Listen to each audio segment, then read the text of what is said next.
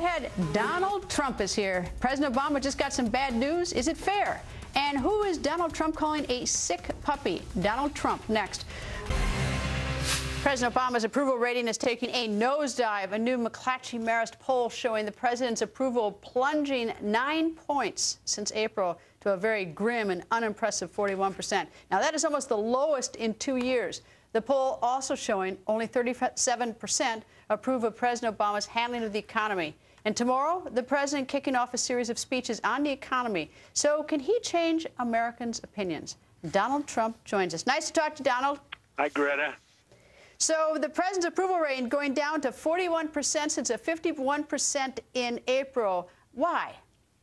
Well, it's a tremendous drop, but if you look at what's going on with this country, the respect and the lack of respect we have throughout the world, they just don't respect us anymore. I can tell you we deal with people, and the other countries are just looking at us as a laughingstock. And you look at so many different things. Then you take Obamacare, which has been a total catastrophe, and I guess they gave it a one-year extension, but it's just a mess. It's a mess that nobody wants, that people don't understand. Businesses are laying off people. Real unemployment is probably 15%, not the 7.5% that people are reporting, because there's so many people just gave up looking for work. So we really do. We're doing very poorly as a country, and shockingly, we're just not a respected country any longer. What do you think he thinks when he hears that his ratings for handling the economy, approval 37%, disapproval 56%? I mean, those are terrible numbers. Well, you look at the welfare rolls and you look at the people that aren't working and choose not to work because there's no reason for them to work when they can do just as well by not doing anything. You look at what's going on, and it's probably shouldn't be that surprising to him. Maybe he understands it better than we think. The fact is that he is really putting the country into a situation where people don't have the incentive to go forward. They don't have the incentive to create jobs. And if it continues to go this way, it's going to be very, very sad for the economy. Well, on April 14th, 2009, which was about 2 or 3 months after he took office, this is what he said at Georgetown University about the economy, what he's done. He said the first step, and he was talking about his first couple months in office, was to fight a severe shortage of demand in the economy. So the Federal Reserve did this by dramatically lowering interest rates last year in order to boost investment. My administration and Congress boosted demand by passing the largest recovery plan in our nation's history. It's a plan that's already in process of saving or creating 3.5 million jobs over the next 2 years. Did that happen? Well, it didn't happen, and we've lost a lot of manufacturing jobs to other countries. And if you look at what's going on with China and so many others, where they're just really, they can't even believe what they're getting away with. I have so many friends that live in China, very substantial business people.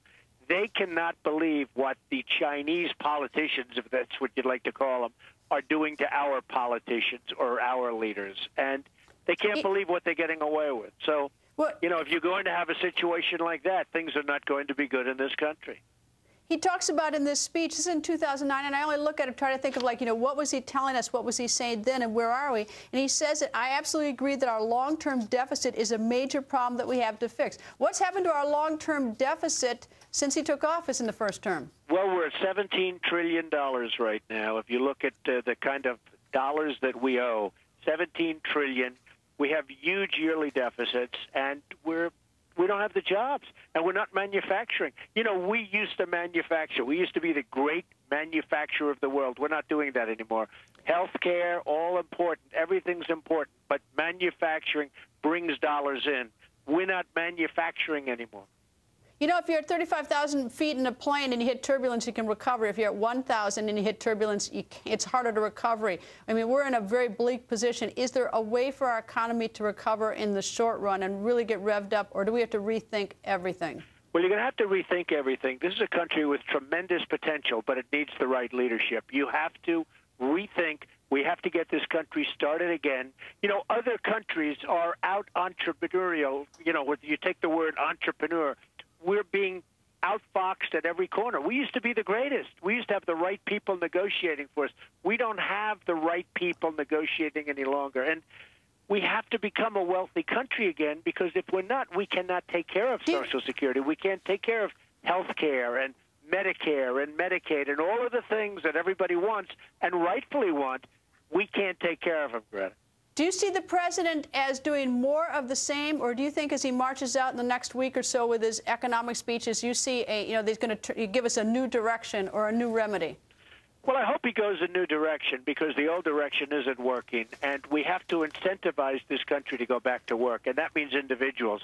They have to want to work. They have to get that ingredient, that great ingredient that we've always had as a country. We don't have it anymore. There are too many other options that you could just sit back, relax, have a good time, and pick up a check.